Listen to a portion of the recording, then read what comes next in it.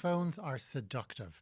We check them hundreds, thousands, or tens of thousands of times per day. You'd be absolutely astonished. And they draw us in. We feel more in control. We feel more connected. They're also really nice. Like, they're really pleasant to hold. They're shiny. They're a nice size. There's all kinds of reasons why we're attracted to our phones. They're designed that way. And is it a control thing that we check it so often? Even if there isn't a notification, there isn't a text message, we check it just in case. We check it there are so many triggers for checking the phone. Like, and even the words we use, checking.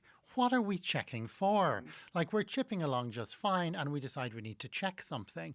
Like, that is one of the features of obsessive compulsive disorder, a desire to check things that don't need to be checked. Oh, I'm guilty as charged. This then. goes out. But we use this language for the phone as if there is something that needs checking. Now, there isn't something that needs checking. Everything's all right. What we're doing is we're looking for new stimuli, or we're responding to the stimulus from the phone. When you look at the pattern, it's really interesting. A notification comes to the phone and we either get an impulse to check or we check. We do one or other. Either way, if you like, the interruption has happened. Even if we don't, pick up the phone, check the phone, the interruption to our thinking has already occurred.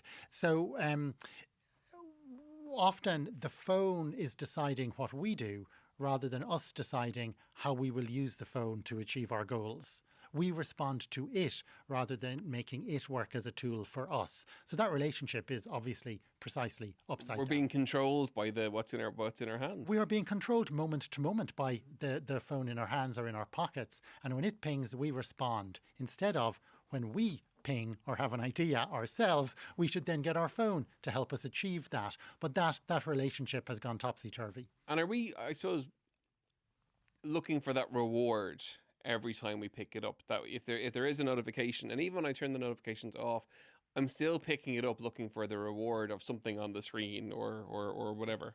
So this is a very powerful behavioral model. It's called variable interval positive reinforcement, which is a bit of a mouthful. Variable interval positive reinforcement. If we start at the end, positive reinforcement is when something nice happens. Mm-hmm. So when you reach for your phone, from time to time, there's something interesting. There's something good. There's a genuine message from a friend who wants to meet up, a notification that's relevant. So that's a positive reinforcement.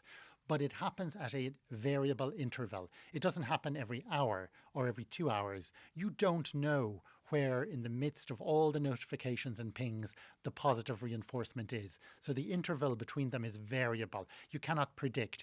When your phone starts to vibrate gently in the corner of your eye, you don't know.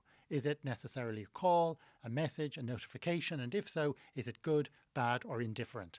99% chance it's completely irrelevant and you shouldn't have the notification switched on to begin with. But once in a while, there is that golden needle in the haystack, and that is the variable interval positive reinforcement. And that is a very powerful motivator in human behavior. And is the issue the time that we spend on our phones or the frequency of checking, or are they both a problem? They're both a problem. Okay. If we spend too much time on our phone, that's simply too much time. The bigger problem is the fragmentation of attention. So if you spend 3 hours watching a movie on your phone without interruption, compare that to spending 3 hours responding to random notifications and scrolling on your phone. It's pretty clear that one is a lot worse than the other, which is the unsettled, disconnected responding to everything.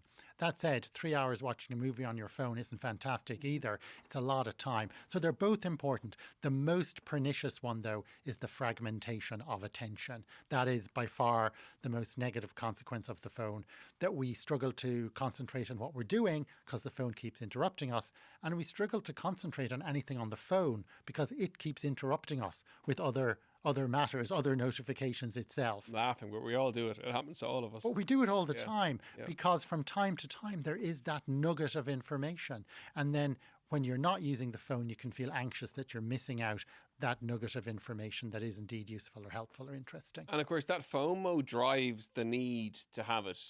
It does. Out. Like, I jump on the train after this. The whole carriage on the train has the phone beside them. They're either on it or it's there, but it's always within reach, even in the car. And we all know that issue in terms of traveling and driving. Yeah. It has to be there, even though we have Bluetooth or even though we're connected, it still has to be It's the fear of missing it or the fear of missing out. And we can capitalize on some of that to try and change our habits. So the first thing is we shouldn't try to have a complete divorce from our phones. We need our phones. Okay. We shouldn't completely demonize the things. So when you make that realization, then you start to take smaller steps to limit how much it intrudes moment to moment. There are very few of us who need to be connected moment to moment. Like, I really don't. I don't need to know what's happening on the other side of the world every minute. I just don't. Obviously, the first step is to turn off notifications anywhere and everywhere that you can, and be absolutely ruthless about that. There's very little one needs to be notified about, virtually nothing in the moment. The other thing is to put distractions or physical obstacles between you and your phone. Leaving your phone on the table 1 meter away from you is one thing. Leaving it 2 meters away is a hugely powerful. What you're doing with that is you're tapping into our innate brilliance at being lazy. We need to use that laziness to our advantage. So if you're going to watch the TV and you leave your phone in the kitchen rather than the living room, that will greatly reduce the amount of times you check your phone, because you got to stand up and walk into the kitchen, which is a massive undertaking for an awful lot of us, or at least we're a little more reluctant to do it. So putting those physical barriers in place and that distance is a very simple thing to do, and it really works to reduce screen time. The biggest one of those, of course, is nighttime. Phones do not belong in bedrooms. Phones should not enter bedrooms. Phones should not be aware of what bedrooms even are. Your ideal phone lives in the kitchen or the living room at nighttime, and ideally switched off. If it's switched on, there is a tendency to lie in bed and visualize the phone lighting up in there and experience anxiety. So ideally it is off, and that is placing further distance between you and whatever you imagine is going on. I've seen it. One of my many Instagram random kind of doom scrolling. I've seen a really cool. I nearly bought it actually. I thought it was very clever. As a child of the 80s and 90s, we had the phone on the cable on the wall, right? So it was on a flexi cable. There is now a company who've made that for mobile phones. Okay. So you can plug your phone into the cable and you stick it into the wall like phones used to be, so that it stays in that place when you're in the house downstairs. Yeah. Very clever. But anyway, there we go. No, it is very clever. Yeah. And the generations before us were very clever in not having mobile phones. I'm not entirely certain that this represents any kind of technological achievement that we can carry phones around with us now all the time. It's called landlining is what it's called. It's very clever. My God, and people were doing that without knowing the wisdom of what they were doing for so many decades. You know. And the apps then that you can put, so I have one of them too. Freedom is the one I have, that I can lock the phone.